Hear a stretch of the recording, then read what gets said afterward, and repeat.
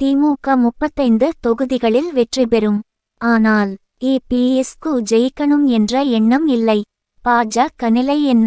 KC. Palaniswami மத்தியில் ஆளுகிற கட்சியின் தமிழக தலைவர் போட்டியிடுகின்ற தொகுதியில் வாக்காளர் பட்டியலை கூட சரிபார்க்காமல் வாக்குப்பதிவு முடிந்த பிறகு தேர்தல் ஆணையத்தின் மீது குற்றம் சாட்டுவது வினோதமாக உள்ளது என கே.சி. பழனிசாமி கூறியுள்ளார். தமிழகம் மற்றும் புதுச்சேரியில் 40 தொகுதிகளுக்கான மக்களவை தேர்தல் நிறைவு பெற்றதை அடுத்து முன்னாள் நாடாளுமன்ற உறுப்பினர் கே.சி. பழனிசாமி நாடாளுமன்ற தேர்தல் உணர்த்துவது என்ன என்பது குறித்து கே.சி. பழனிசாமி கருத்து தெரிவித்துள்ளார். இது தொடர்பாக முன்னாள் நாடாளுமன்ற உறுப்பினர் கே.சி. பழனிசாமி வெளியிட்டுள்ள எக்ஸ் தளத்தில், திமுக இந்த தேர்தலில் 35 தொகுதிகளுக்கு மேல் வெற்றி பெறலாம். ஆனால் அது மக்களின் அபரிவிதமான நம்பிக்கையை பெற்றதாலல்ல, சரியான மாற்று கட்டமைப்பு ஏற்படாததால் மட்டுமே சாத்தியமானதாகிருக்கும். திமுகவின் அடிப்படை தொண்டர்கள் கூட இந்த ஆட்சியால் எந்த பயனும் இல்லை, எல்லாமே மையப்படுத்தப்பட்டுவிட்டது, தங்களுக்கு இந்த ஆட்சியில் எந்தவித முக்கியத்துவமும் இல்லை என்று மன வருத்தத்தில் உள்ளார்கள்.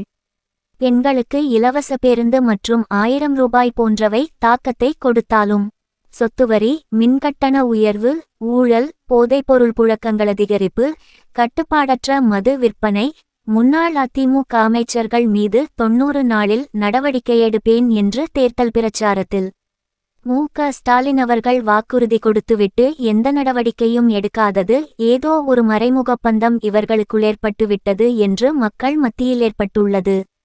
இவை மக்கள் மத்தியில் கடுமையான எதிர்விளைவுகள் இந்த அரசாங்கத்தின் மீது ஏற்படுத்தியுள்ளது. அண்ணாமலை என்பவர் சமூக வலைதள பிரச்சாரங்களை மட்டுமே முன்னெடுத்து சீனியர்களை ஓரங்கட்டி தான் மட்டுமே பாஜக என்றும் தானொரு மாற்றத்திற்கான தலைவர் போலவும் தன்னை முன்னிறுத்திக் கொண்டார். அவர் வெற்றியடைய பயணித்த பாதை மக்கள் மத்தியில் நம்பிக்கை பெறுவதாக அமையவில்லை.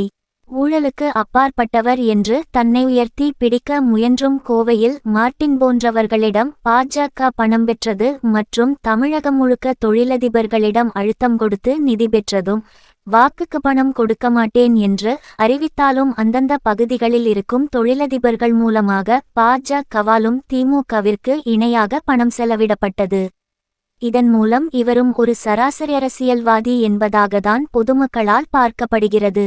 ஒரு வேட்பாளராக இருக்கிறவர் தேர்தல் காலத்தில் என்ன பேச வேண்டும், எதை தவிர்க்க வேண்டும் என்பது கூட புரியாமல் இன்னும் தன்னை ஒரு போலீஸ் அதிகாரியாக நினைத்து கொண்டு உயிரே போனாலும் நீட் தேர்வை ரத்து செய்ய முடியாது என்பதும், தேர்தலுக்கு பிறகு அதிமுக காணாமல் போய்விடும், ஓபிஎஸ் தலைமைக்கு அதிமுக சென்றுவிடும், தினகரன் கைக்கு அதிமுக சென்றுவிடும் என்கிற தேவையற்ற சர்ச்சைகளை உருவாக்கியது மற்றும் பத்திரிகையாளர்கள், காவல்துறை அதிகாரிகளோடு தினசரி சண்டையிடுவதை மட்டுமே செய்தார். மத்தியில் ஆளுகிற கட்சியின் தமிழக தலைவர் போட்டியிடுகின்ற தொகுதியில் வாக்காளர் பட்டியலை கூட சரிபார்க்காமல் வாக்குப்பதிவு முடிந்த பிறகு தேர்தல் ஆணையத்தின் மீது குற்றம் சாட்டுவது வினோதமாகுள்ளது. கோவை மற்றும் தமிழகத்தின் வளர்ச்சிக்கான எதிர்கால திட்டங்களை பற்றி எதுவும் பெரிதாக பேசவில்லை. அந்த வகையில் அவர் மக்களின் நம்பிக்கையை பெற தவறிவிட்டார். பாஜகவை எதிர்த்து தனித்து போட்டி என்கிற ஒரு சரியான முடிவு எடுக்கப்பட்டிருந்தாலும், வேட்பாளர் தேர்வு, பிரச்சார யுத்திகள், சமூக வலைதளம், ஊடகங்கள், பத்திரிகைகள் போன்ற பிரச்சார களம் கட்டமைக்கப்படவில்லை. தேர்தலில் புதியவர்கள் என்கிற கேள்விக்கு ஏபிஎஸ் அம்மா காலத்தைப் போல என்று சொன்னாலும் கூட தானொன்றும் எம்ஜிஆரோ அம்மாவோ அல்ல என்பதை மறந்துவிட்டார். பொருளாதார பின்புலமே பிரதானம் என்கிற அடிப்படையில் கட்சிக்கு புதுவரவுகளுக்கும் கான்ட்ராக்டர்களுக்கும் பணபலத்தின் அடிப்படையில் வாய்ப்பு கொடுத்தது. களம் கடுமையான போட்டியை சந்திக்கிற பொழுது இன்னும் கடுமையாக போராடுவதற்கு பதிலாக பின்வாங்கிவிட்டார்கள். கட்சியுணர்வாளர்களாக இருந்திருந்தால் கடும் போட்டியிலும் கடைசி வரை போராடியிருப்பார்கள். பாஜகவில் பிரதமர் மோடி, அமித்ஷா, நட்டா மற்றும் கூட்டணி பிரபலங்கள் பிரச்சாரம் செய்கிறார்கள். ஊடகம் மற்றும் சமூக வலைதளத்தை அவர்கள் நன்கு பயன்படுத்திக் கொண்டார்கள்.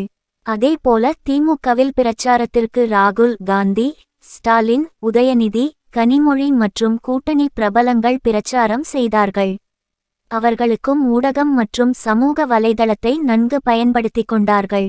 ஆனால் தான் மட்டுமே அதிமுக என்று நிரூபிப்பதற்கு மட்டுமே எடப்பாடி பழனிசாமி முயற்சித்தாரே ஒழிய தேர்தலில் 40லும் வெல்ல வேண்டும் என்கிற முனைப்பில்லை.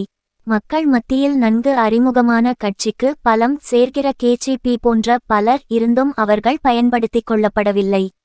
இன்னும் எடப்பாடி பழனிசாமி தனக்கு போட்டியாளர்கள் ஒதுக்கப்பட்டே வைத்திருக்கப்பட வேண்டும் என்றும் தன் தலைமையை நிலைநிறுத்திக் கொள்வதில் மட்டுமே அம்மா மறைந்து 7 ஆண்டுகள் கழித்தும் இன்னும் போராடுகிறார்.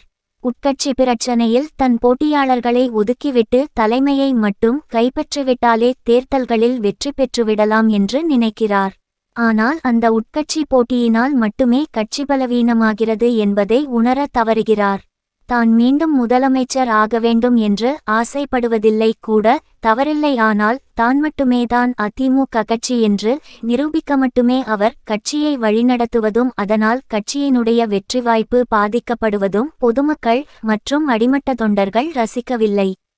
பாஜகவை கடுமையாக எதிர்க்க தவறியது, மோடி அமித்ஷா அவர்களுக்கு எதிரான பிரச்சாரங்களை முன்வைக்காதது போன்றவை எதிர்மறை விளைவுகளை கொடுத்தது.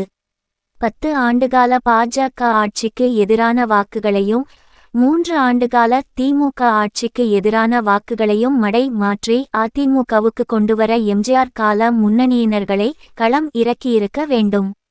குறைந்தபட்சம் இன்னும் 18 மாதங்களில் சட்டமன்ற தேர்தல் களம் தயாராகிவிடும். அதை எதிர்கொள்ள கட்சியை ஒன்றுபடுத்தி உட்கட்சி பிரச்சினைகளை சரி செய்து வலிமையான அதிமுகவை கட்டமைக்க வேண்டும். உட்கட்சி போட்டியாளர்களை வீழ்த்த பாஜகவோடும் திமுகவோடும் அனுசரித்து செல்வதை விட உட்கட்சி போட்டியாளர்களிடம் அனுசரித்து பாஜகவையும் திமுகவையும் வீழ்த்துவதற்கு எடப்பாடி பழனிசாமி முயற்சிக்க வேண்டும். அதுதான் தமிழக மக்களும் அதிமுக தொண்டர்களும் விரும்புவது. அதுவே அதிமுகவின் எதிர்காலத்திற்கும் சிறந்தது. இதை சிந்திப்பாரா எடப்பாடி? எதிர்காலம் என்பது போட்டி திமுகவுக்கும் அதிமுகவுக்கும் ஆனதாக மட்டுமே அடுத்து வருகிற சட்டமன்ற தேர்தலில் அமையும். ஆனால் இந்த சந்தர்ப்பத்தை பயன்படுத்தி பாஜகவின் அறிவுஜீவிகள் வாக்கு சதவீதத்தில் கூட்டல் கழித்தல்களை கணக்கிட்டு பாஜகவும் அதிமுகவும் கூட்டணி அமைத்தால் வெற்றி பெற்றுவிடலாம் என்கிற சித்தாந்தத்தை புகுத்துவார்கள். ஒருவேளை மீண்டும் மத்தியில் பாஜக ஆட்சி அமைத்தால் அதிமுகவில் மீண்டும் ஒரு உட்கட்சி குழப்பத்தை உருவாக்க முயற்சிப்பார்கள். முன்னாள் அமைச்சர்கள் மீது நடவடிக்கைகள் எடுக்கப்படலாம். அதனால் மீண்டும் பாஜக உறவு எந்த சூழ்நிலையிலும் வேண்டாம் என்கிற முடிவை மாற்றிக்கொள்ளக்கூடாது. OPS தினகரன் பாஜகவோடு இணைந்து செயல்பட்டதற்கு பிறகு அவர்களை அதிமுக தொண்டர்கள் புறக்கணித்துவிட்டார்கள். மீண்டும் பாஜக உறவு என்றால் அதே நிலை எடப்பாடிக்கும் ஏற்படும். திராவிட கட்சிகள் தங்களை சுதாரித்துக் கொள்வதிலும் தமிழகத்தை தொடர்ந்து திராவிட பூமியாக பண அரசியலை தாண்டி நேர்மையான ஊழல் அற்ற மக்கள் நலனில் கவனம் செலுத்துகிற தமிழகத்தை வளர்ச்சி பாதைக்கு கொண்டு செல்கிற சிந்தனையை நோக்கி பயணிக்க வேண்டும். அண்ணாமலைக்கு நடுநிலை வாக்காளர்களிடமும் இளம் வாக்காளர்களிடமும் ஏற்படுகிற வரவேற்பு என்பது ஒரு மாற்றத்திற்கான எதிர்பார்ப்பு. ஆனால் அவர் அதற்கு தகுதியானவராக நடந்து கொள்ளவில்லை என்பது வேறு. ஆனால் அந்த எதிர்பார்ப்பை திராவிட சக்திகள் பூர்த்தி செய்ய முன்வர வேண்டும். அதிகாரபலத்தாலும் பணபலத்தாலும் மட்டுமே அதை வெற்றி கொள்ள முயலாமல் மக்கள் சக்தியால் இளைஞர்கள் நடுநிலையாளர்கள் மனதை வெற்றி கொண்டு எதிர்வரும் தேர்தல்களை சந்திக்க திராவிட இயக்கங்கள் முயற்சிக்க வேண்டும் என கேஜி பழனிசாமி கூறியுள்ளார்.